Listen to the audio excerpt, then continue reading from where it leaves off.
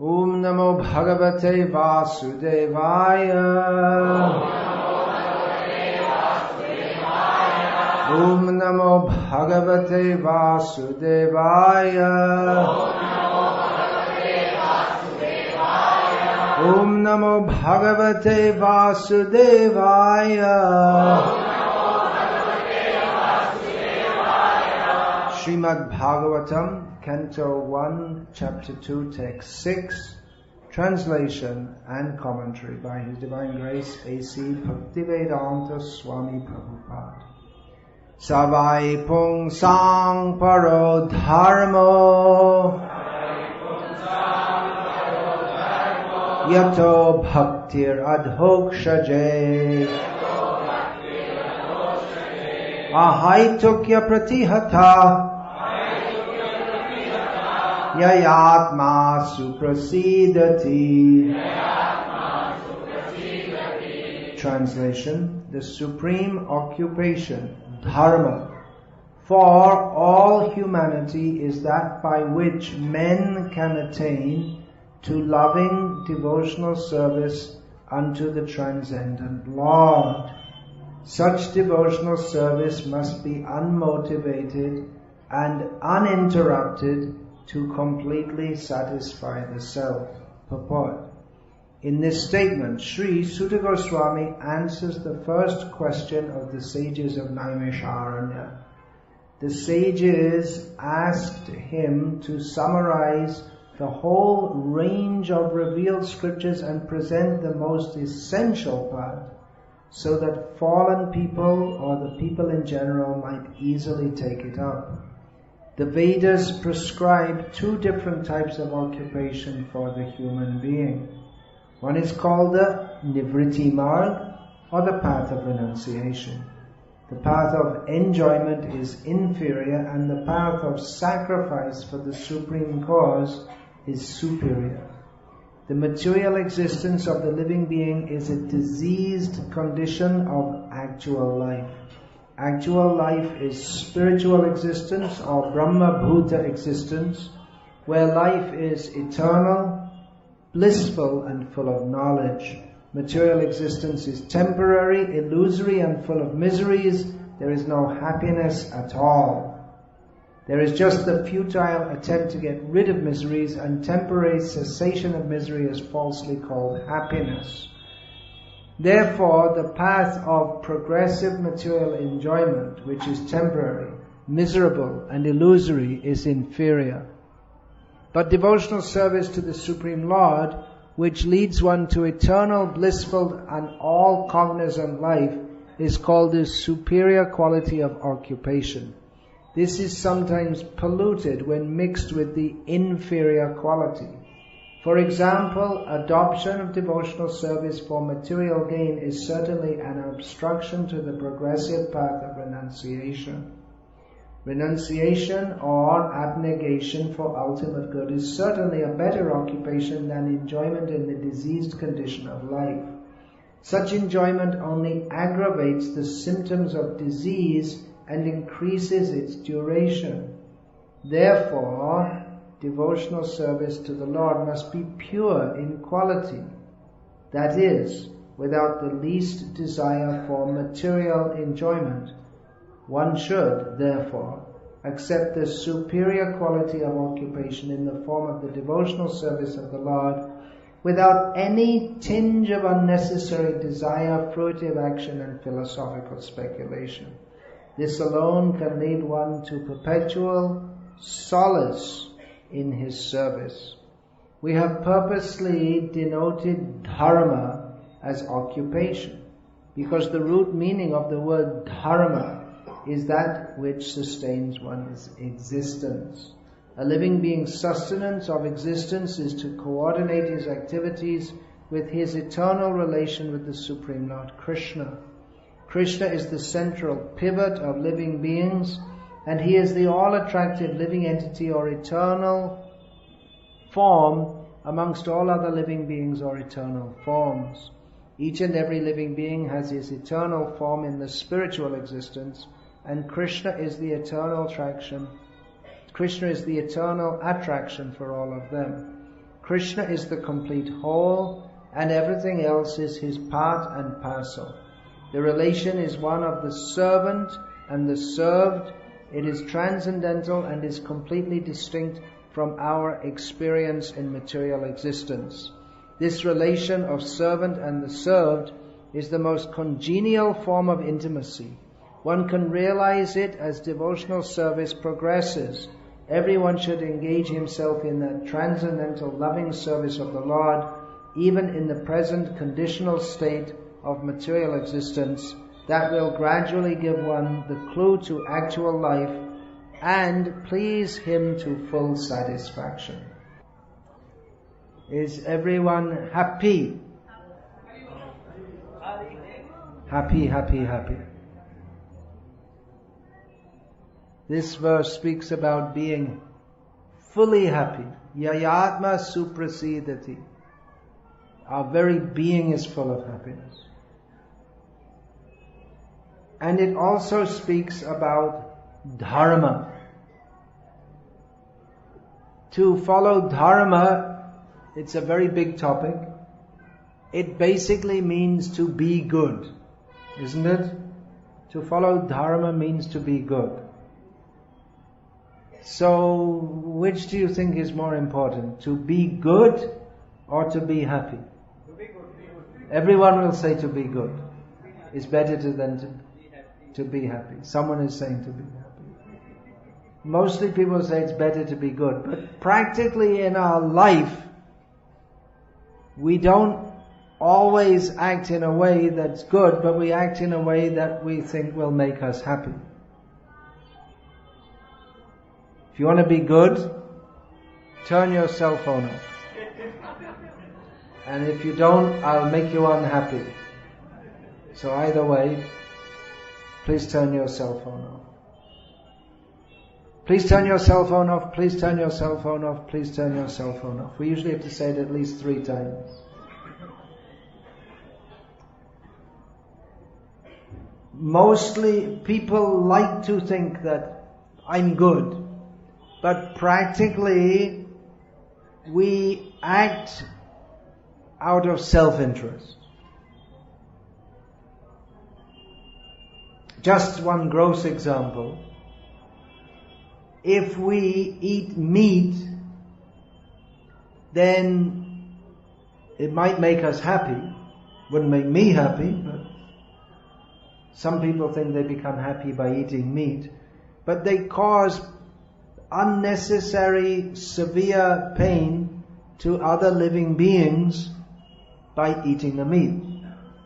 You don't see how the living being is, whether it's a chicken or a goat or a cow or snake. Some people eat snakes.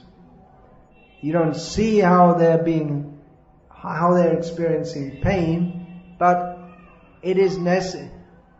In almost all cases, meat is taken from the body of a killed animal, so it causes pain. And actually, everything we do, pretty much, is for self-interest. We may say, no, I go to work and I'm not working for me, I'm working for my family. It's not self-interest, I'm working for my family. But we're working for our family because we find our self-interest is in working for the family.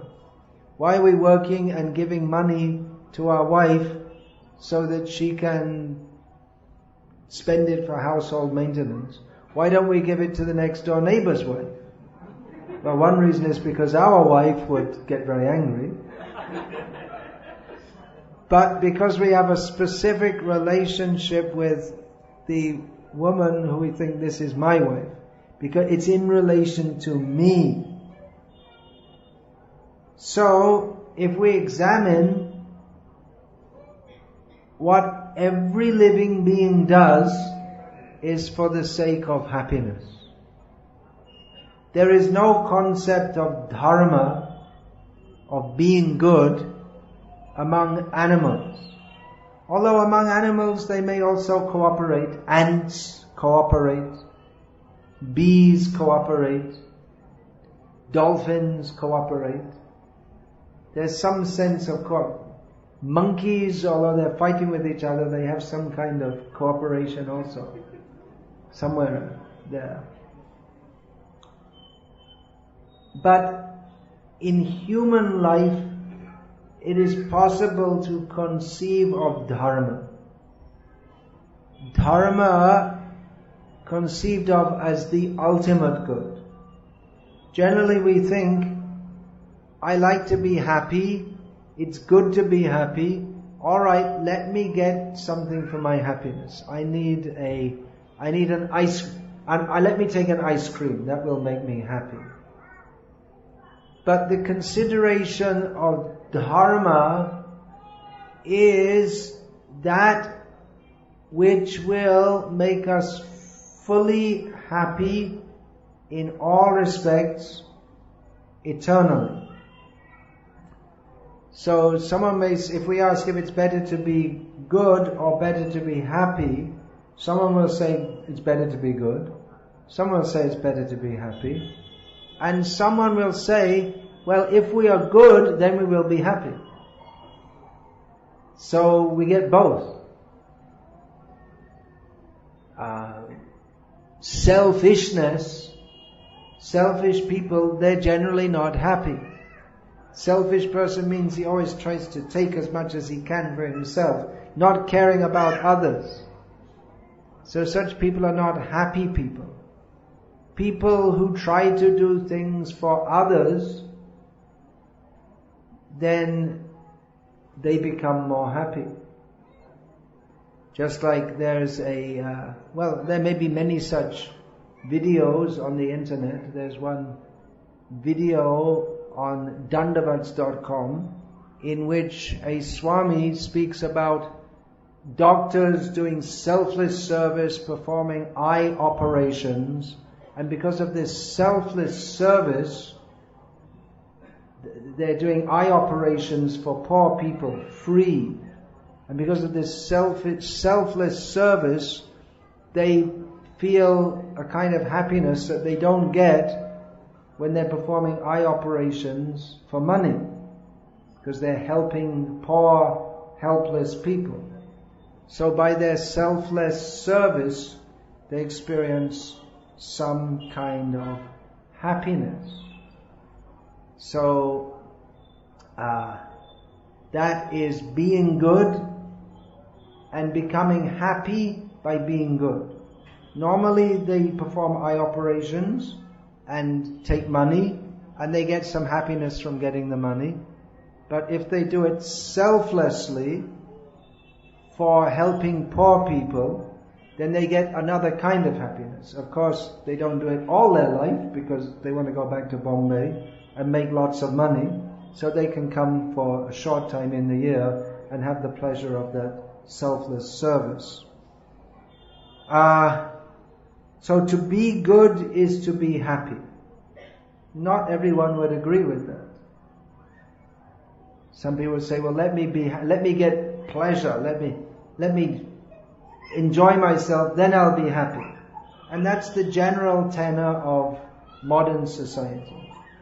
It's called hedonism. The idea that if we just enjoy ourselves as much as possible, that will be happiness.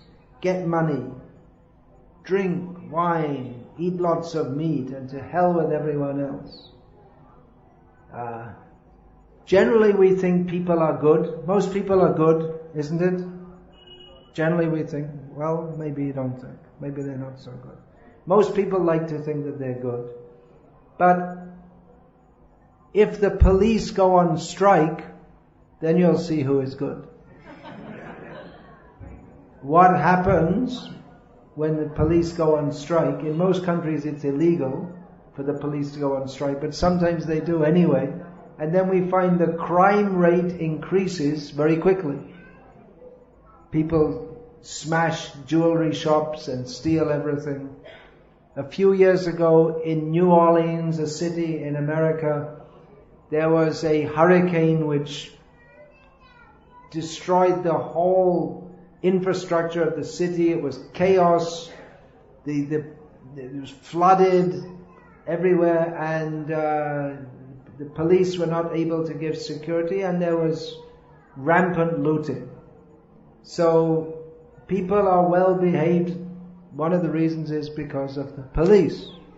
They may not be very well behaved themselves, but they keep the general population in check. So, we like to think that we are good. We have high ideals that we are good. Even if the police are not there, I'll still be good. If I find a wad of 1,000 rupee notes on the street, 100 rupee note, if we found a wad of 1,000 rupee notes on the street, I won't look around to see if no one's looking and stick it in my purse. I'll pick it up and say, did anyone drop this? And probably someone will snatch it out of your hand and run away. Who knows? But we like to think that I'm a moral person. I'm a good person.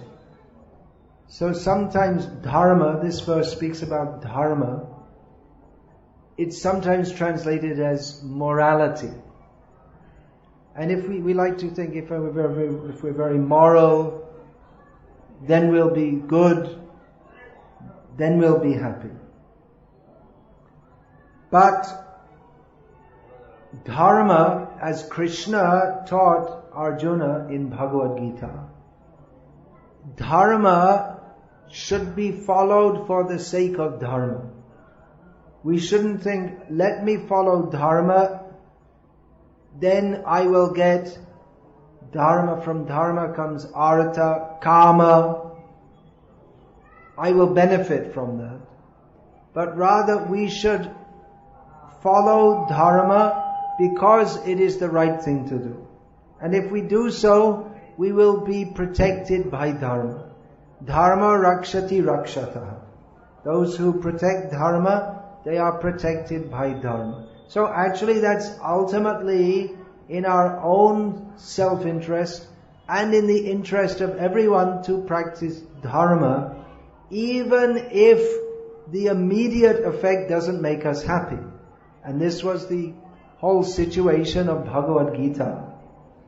That Arjuna thought, well, if I fight, I won't be happy because all my relatives will be killed.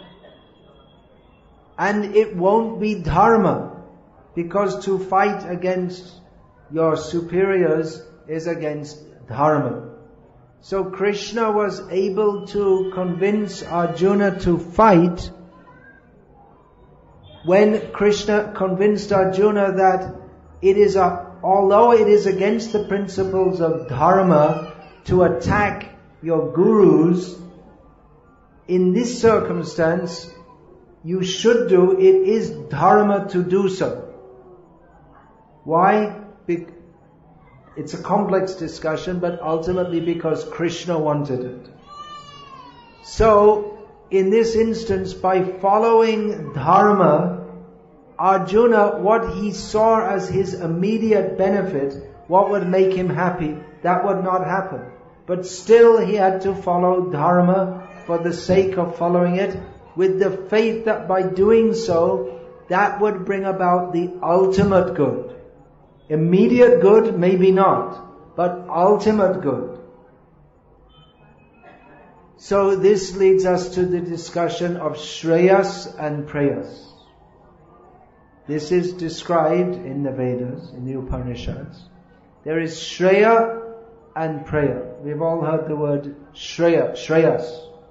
Shreyas means that which is good, that which is beneficial. And Preyas also means that which is beneficial. But Preya means that which we think is Priya. That which seems to give us some immediate benefit. But for Shreya or Shreyas, it might not be in our immediate interest to do so, but in the long-term interest it is there. So what is ultimately beneficial? It might not be that which immediately makes us happy. Just like the child is sent to school with the misunderstanding, if it's most schools, that the child will be benefited by doing so.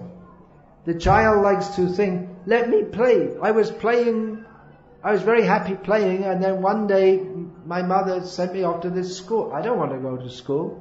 But the mother sends the child to school with the understanding, right or wrong, that it's for the long-term benefit of the child to do so. So, Shreyas has to go to school for his Shreyas. That's an inside joke.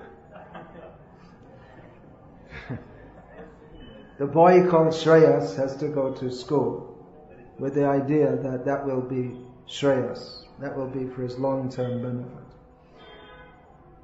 So, when we're talking about happiness, generally we're talking about karma. My desire will be fulfilled. But dharma means we should put dharma first, and the idea is that by following dharma, we will also get karma. But if because the dharma, artha, kama, moksha, these are called the chatur varga, the four goals of human life. But if we think I will have karma without dharma, then that becomes adharma or vidharma, against dharma. So in the modern age, we see people are not much interested in dharma. They may say, Hindu, we're Hindus, or we're Muslims, but they're not very interested to understand actually what is dharma. The real dharma for everyone in the modern age, it's not Hinduism, Christianity, Muslim, Islam, anything. The real dharma or the real goal of life is kama, how we can satisfy our senses. But in the Vedic system there is dharma, artha, kama, moksha. One should follow dharma, and from that one's karma will also be fulfilled. One will also get artha, which means money, and not only money but whatever we need for our bodily necessities. And ultimately there is moksha, or liberation from material existence. So, if we want to be happy, we should be good. Otherwise, if we want to be happy by slitting the throats of goats, for instance, we'll go to hell. So we may get some immediate happiness, but then we have to suffer. Whereas if we follow dharma, then we get happiness, and it's a sustainable happiness. We continue to act following dharma, and we also get sensual enjoyment, but in a pious way. So, the ultimate aim is in the Vedic system, is to come to moksha, which means to understand that everything in this world is miserable. Therefore, we should strive for moksha, for getting free from material existence. But Krishna says, Sarva dhamman parityaja mamekam sharanam vraja. Give up all varieties of dharma and just surrender to me. So what did Arjuna understand by that? Give up dharma. Okay, that just like if the police, they stop people doing bad things. So for most people, they don't do bad things because they have a sense of dharma. But if you give up dharma, okay, I'll just go and kill someone without any reason. I'll just go and take some woman from the street and take her home and violate her, and I'll just walk in the shop and take all the goods and not pay for them. And if anyone tries to stop me, I'll punch them in the face. Is that what Arjuna understood? No. So what is Krishna saying? Sarva dharma. Is Krishna saying by giving up all dharma, stop being good, stop all morality? Is that what Krishna is saying? That's not as Arjuna understood it, because Krishna says, Sarva dhamman parityaja mam ekam sharanam vraja, take shelter of me. But Krishna says to follow dharma.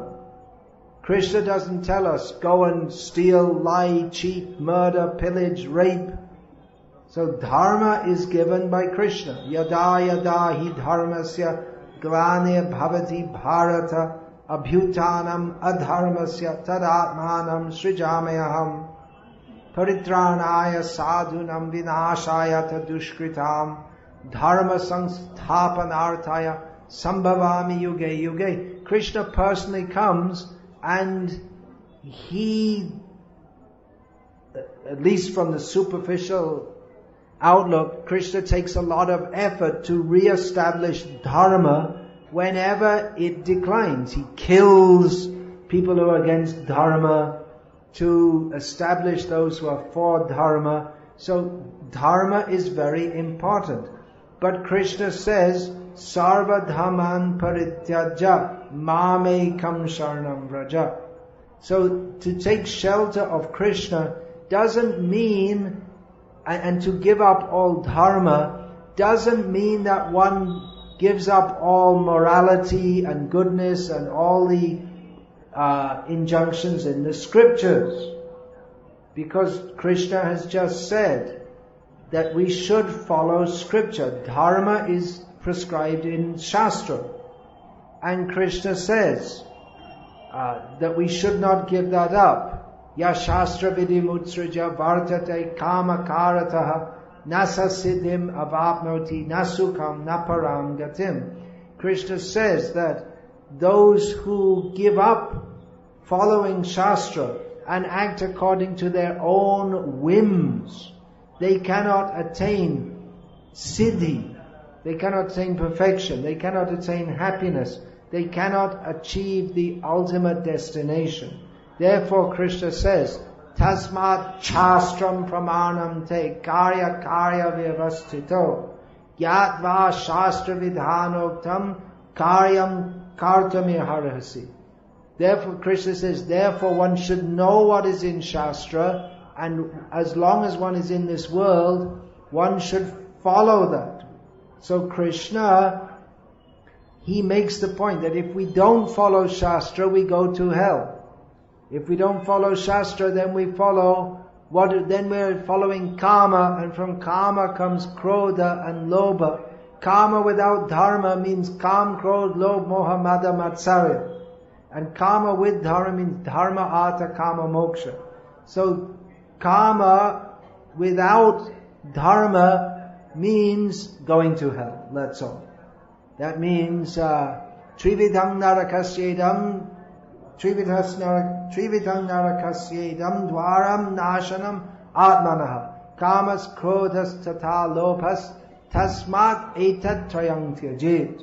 There are 3 gates leading to hell: Kam, Krodh, Lobh. Therefore Krishna says one should give them up. And how to give them up? By following Shastra. We should follow Shastra. So Krishna says, Sarva dhamman parityaja. That doesn't mean that we become barbarians, or we give up dharma, all morality. But it means that we come above the stage of thinking that dharma is simply meant for fulfilling material desires. It means to here in the Bhagavatam it's explained just after this. There's one verse that explains this exactly. This dharmasya hi apavargyasya. Dharma is meant for mukti, apavarga. Narto tayo pakalpate. Nartasya dharmaikantasya kamo labhaya hismitaha. Dharma is not meant, although it's given that you can get artha and kama from dharma, but it's really meant for something higher, which is to go beyond that, to go beyond the material way of thinking and come to the platform of apavarga, which is another way of saying mukti. Now here in this verse which we read today, it's stated, Savai pung sang paro dharmo yato bhaktir adhokshaje ahaitukya pratihata yayatma suprasidati. This is the highest dharma. When Krishna says sarva dhamman parityaja, he's pointing to this.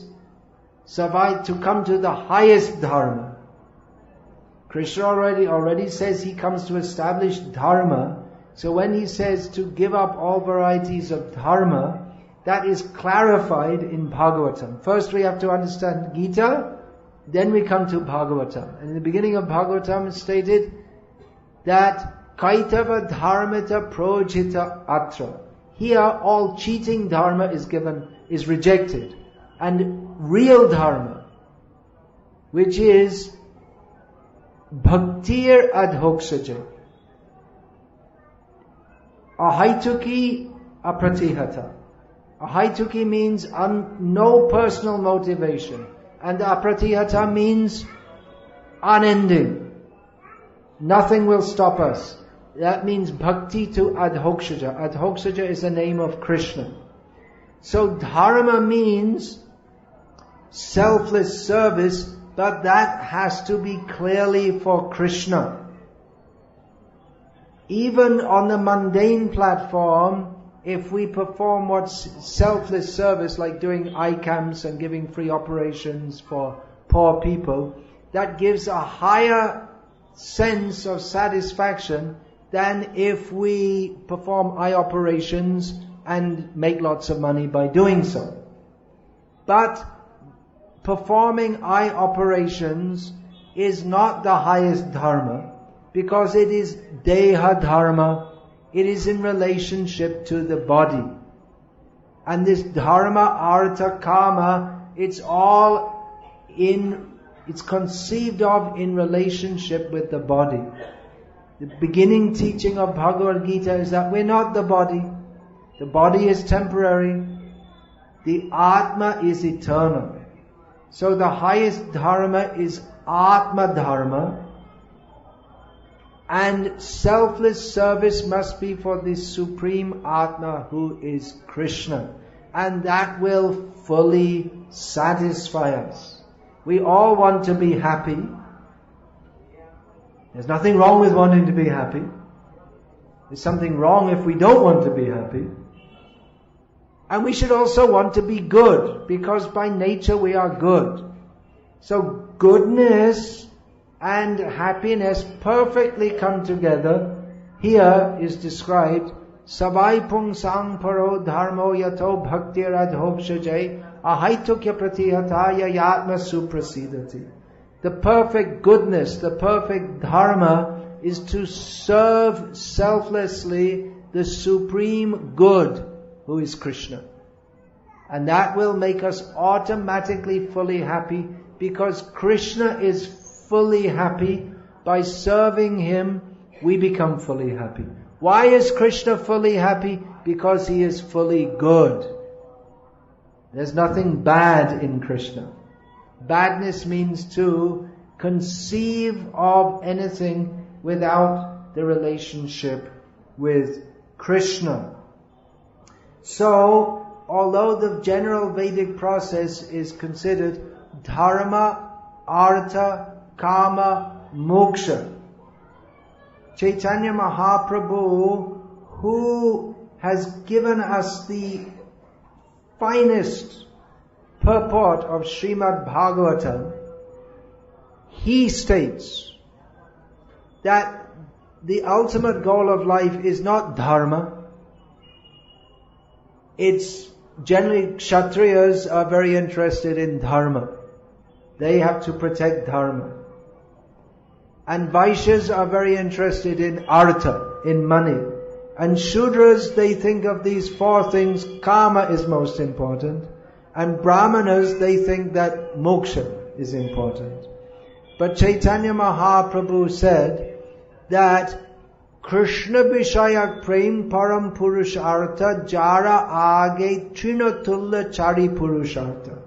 That the real goal of life for everyone, never mind whether you're Brahmana, Kshatriya, Vaishya, Shudra, or Mleccha like me, born in a Mleccha family, that the ultimate goal of, the highest goal of life for everyone is prema. Krishna Vishayak Prema means prem is meant for Krishna.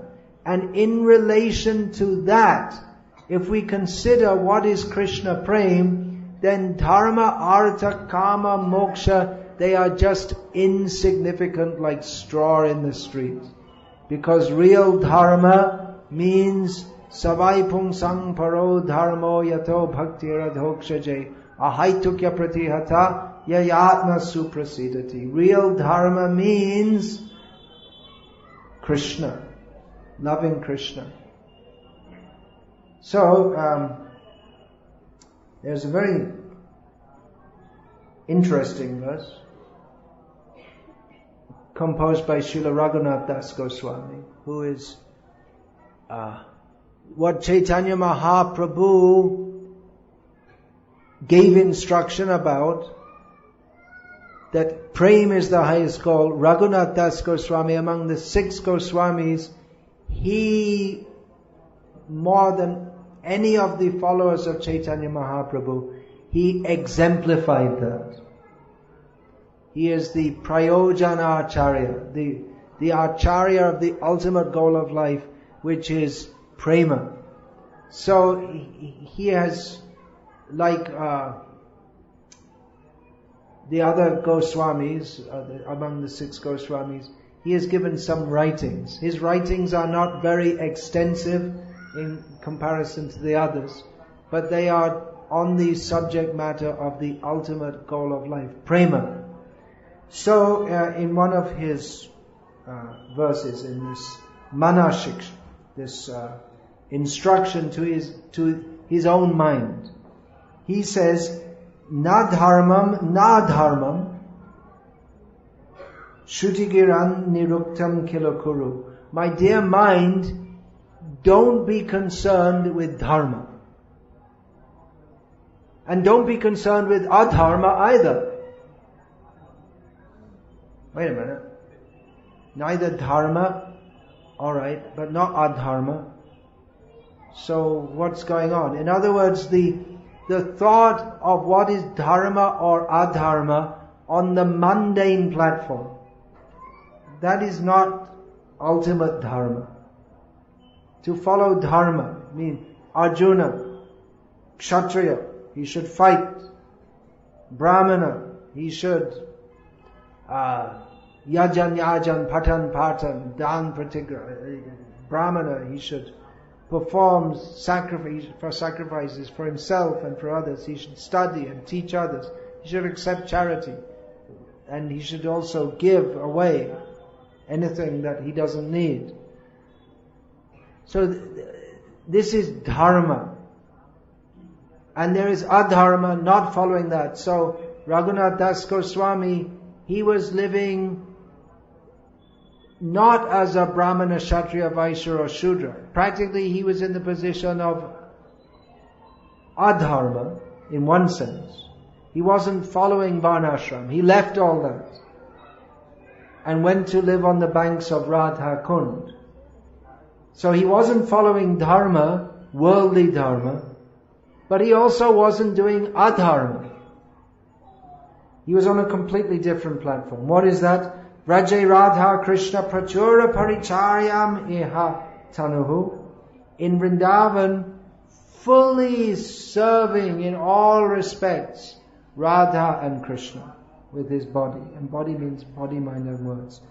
Shachi Sunam Nandisvara Pati Sutatve Guru Varang Mukunda Preshtatve Smarapadamajasram Nano Manaha.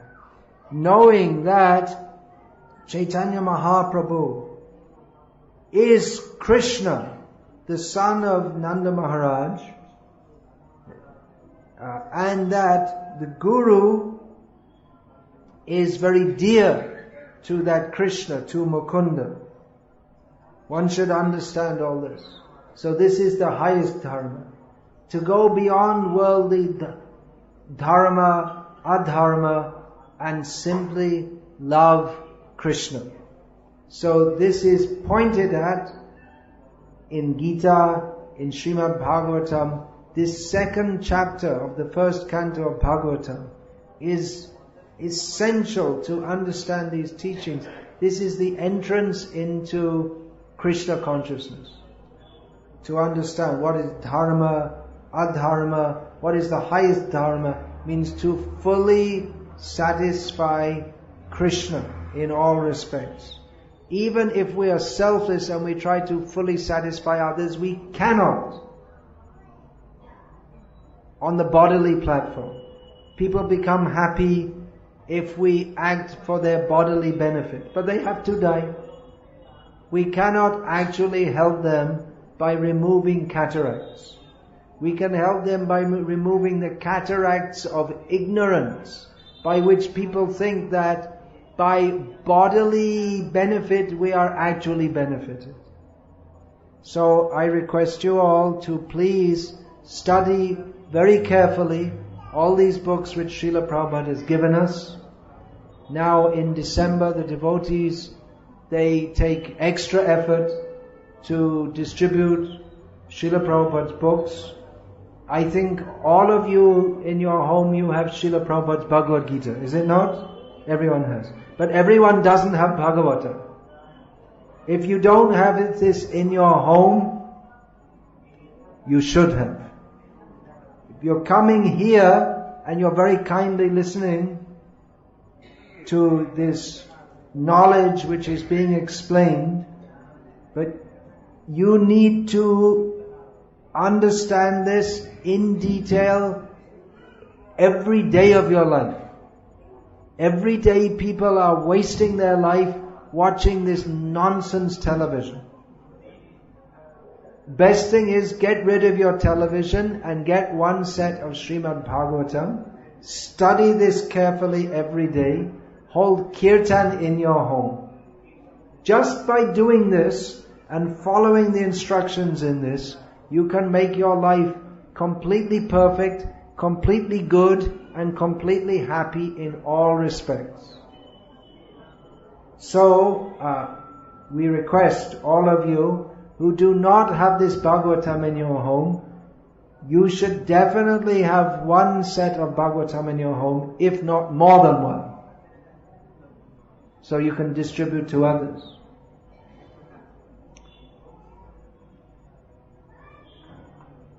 So please get a full set of Srila Prabhupada's books. There are many, many books on Bhakti. Srila Prabhupada's books are the basis. You can also take other books.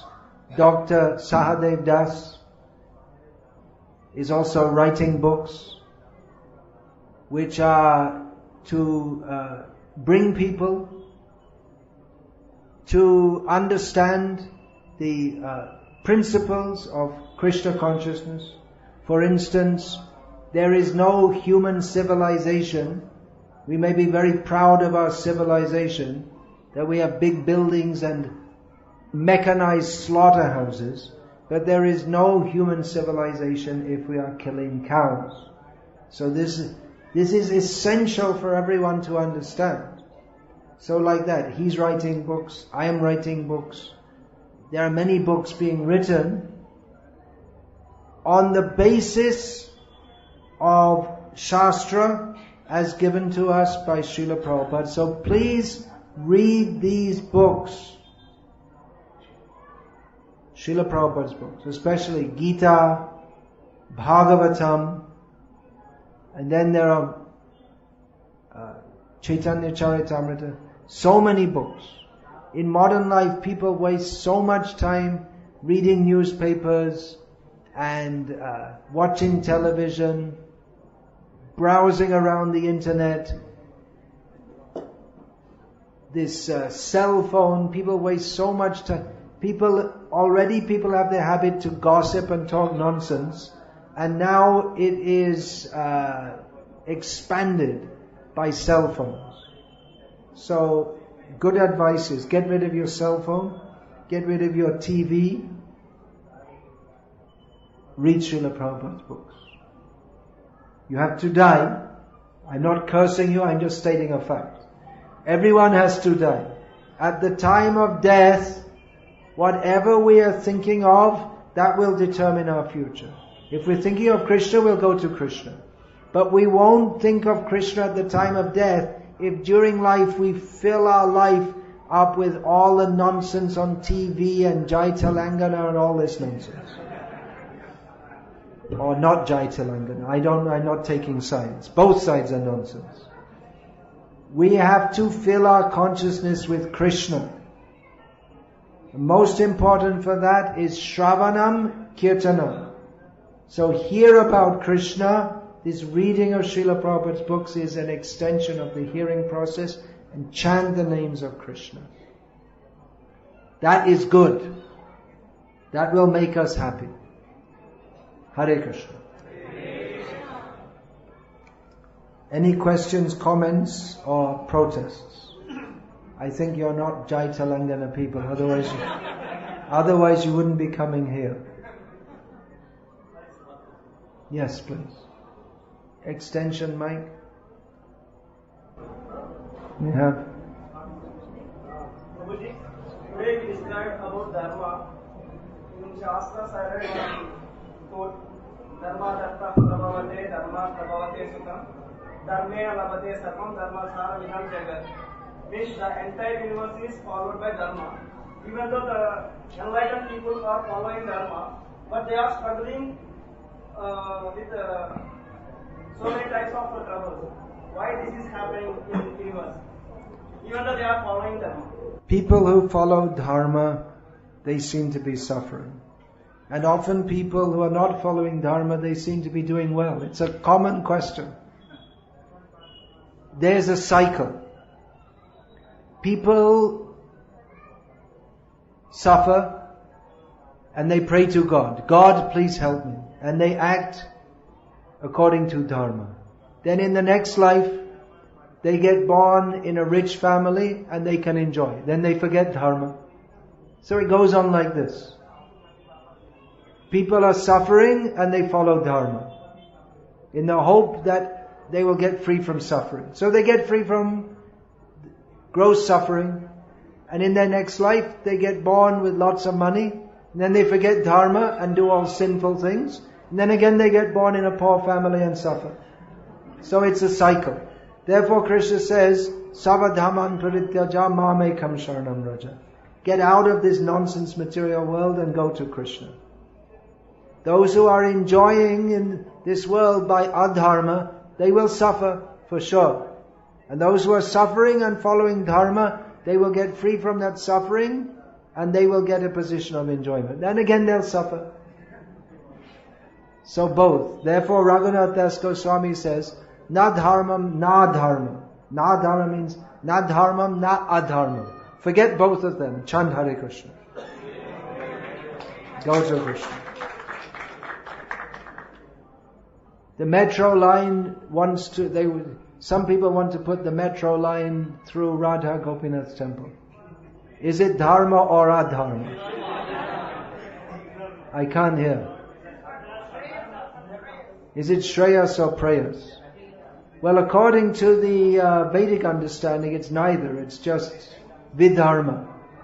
Even prayas should be on the basis of dharma. Is it the whole Hyderabad city is all adharma? The whole idea of having these big cities, all pollution and all the politicians cheating people and factories and slaughterhouses. They're both slaughterhouses for animals and slaughterhouses for children called schools. The whole thing is adharma. And they want to have a metro railway so people can, it's more convenient for people to perform adharma. So we're going to hell in a very sophisticated way. The whole thing is nonsense. Upside down, inside out. Whichever way you look at it, it's all nonsense. You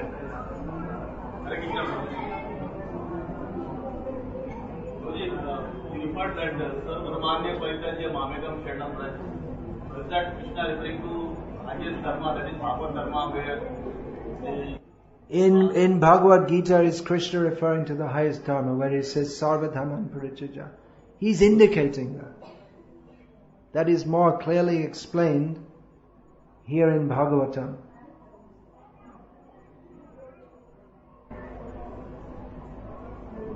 Yeah.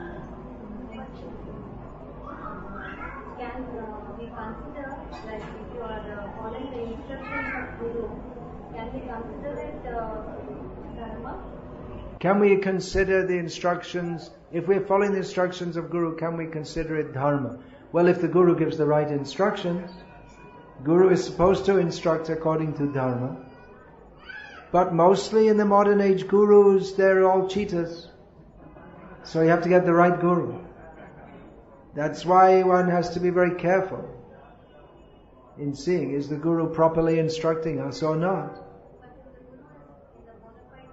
If the Guru is in the bona fide parampara, then he's instructing us properly. But we shouldn't be lazy and think that, well, okay, this Guru's Guru was good, so the Guru must be good. That's called laziness. You're supposed to see for yourself. Just because someone is initiated by Srila Prabhupada doesn't mean that he's in a bona fide... We accept that Srila Prabhupada is in a bona fide parampara.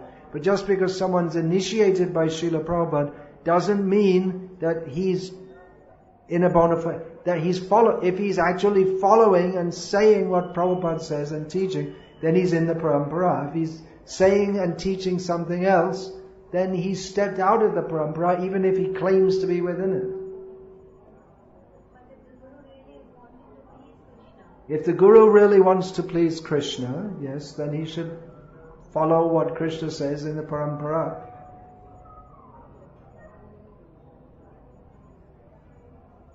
Parampara means you follow what you received from your predecessor. You don't invent anything new. How will a neophyte know? A neophyte won't know. Therefore, a neophyte has to pray to Krishna and study and be somewhat careful. Studying Srila Prabhupada's books should help us. Because we are all in the material world, we have so many anarthas in the heart. We are either relatively good or relatively bad. So, how do we assess, like when we are serving the instructions of the Guru, and then maybe you also face a lot of difficulties at times. So how do you make out, I mean, success or failure of a project or whatever? Could you simplify the question? So generally what I'm trying to say is, if we are following the instructions of the Guru, If we are following the instructions of our Guru, and sometimes we may be successful sometimes we may be successful and sometimes and sometimes not. What do you mean by successful in this regard? You're trying to please Krishna. But you should know what Krishna wants. And if we act sincerely to under proper guidance, then that is success. Hare Krishna. Some other question?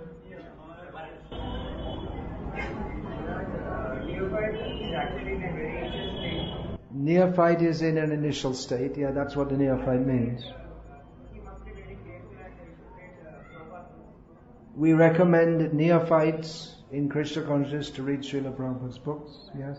As he is in very initial state, how can he be very careful and how can he be careful? Well, first of all, he can be advised to be careful. Neophyte progresses by hearing and learning, so he can be advised to be careful. How can he be careful? He can be advised to be careful. Don't just rush in blindly. To be frank, and we're probably not supposed to say this kind of thing, but I think we should say it anyway. there have been many problems within our ISKCON society, and we should tell people who come to not just accept blindly. This ISKCON is meant for giving the highest path of spiritual life, but there have been and are various problems within it. It's proper, therefore, to tell people who are coming that please don't be discouraged by the problems, but don't pretend that or be aware that they exist, and don't accept everything that everyone says as being completely spiritual, because in any spiritual organization we can expect that people will enter with different motives. So that's going on in our society also, so be careful. We should tell people. Otherwise, they may be cheated. So, therefore we advise, read Srila Prabhupada's books. And when you find devotees whose instructions and whose life is the same as what's in the books, then you can be confident and go forward. You should check. And if there's something different, don't go. That's good advice. Don't be so lazy to think that because the sign ISKCON is on the door, then you can walk in, turn off your mind and just do whatever they tell you and everything will be alright. That's not what Krishna taught Arjuna.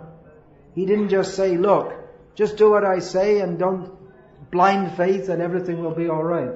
But Krishna in Bhagavad-gita made Arjuna understand why he should act as Krishna wanted him to act. So that is the role of a guru. It is not simply to give some initiation as in a ceremony and to bless you.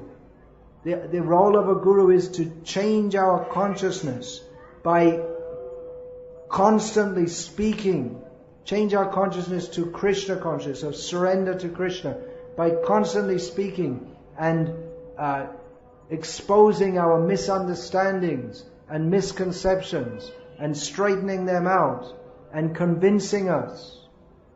So, if something else is going on, be careful.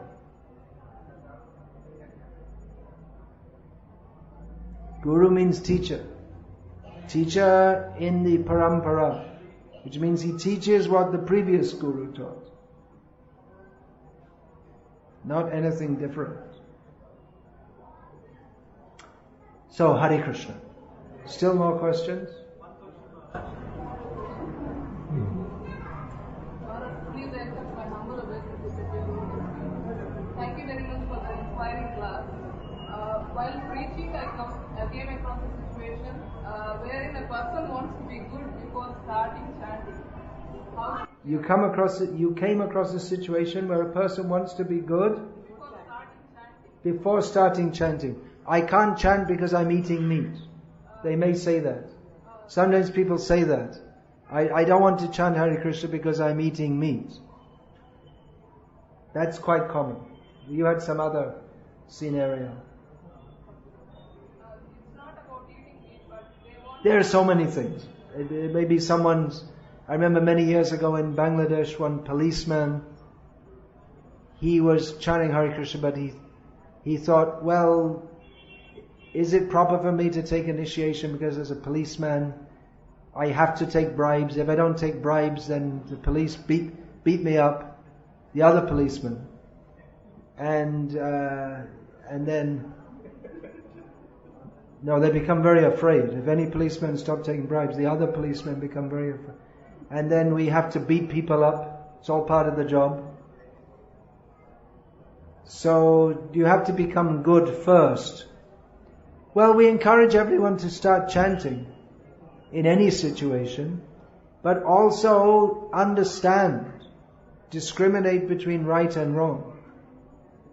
We're not saying it's good to eat meat or beat people up, but understand what is right and wrong But don't stop to start chanting before you come to a certain situation. The chanting will help us in any situation. That is Krishna's mercy. Actually, we're not fit to chant Hare Krishna. Even if you're a vegetarian, you never drunk tea in your life, and you never smoked a cigarette, and you never looked lustfully at a woman, but still we're not qualified to chant Hare Krishna, because actually that's meant for the highest liberated souls. It's Krishna's mercy that He allows us to chant. He tells us to chant in any situation. So we can try to convince people in this way. Sometimes they have an excuse also. They give a pious excuse for not taking to Krishna consciousness. Pious sounding excuse. It's actually insincerity.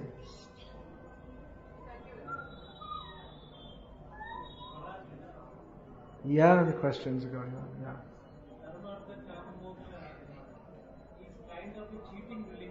Dharma, Artha, Kama, Moksha. Yes. That is cheating religion actually. That's stated right there in the Chaitanya Charitamrita. They're all cheating. Kaitava, it's explained there, Kaitava Dharma means Dharma, Artha, Kama, Moksha. But it is required in this world to regulate us.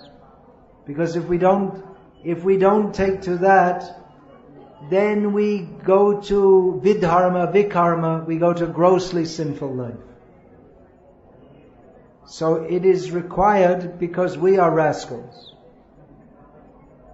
But we should rise above that and come to the real platform of dharma, which is surrender to Krishna. Alright, one more question. Yeah. That's completely off the topic, so I won't discuss it. Alright, Hare Krishna.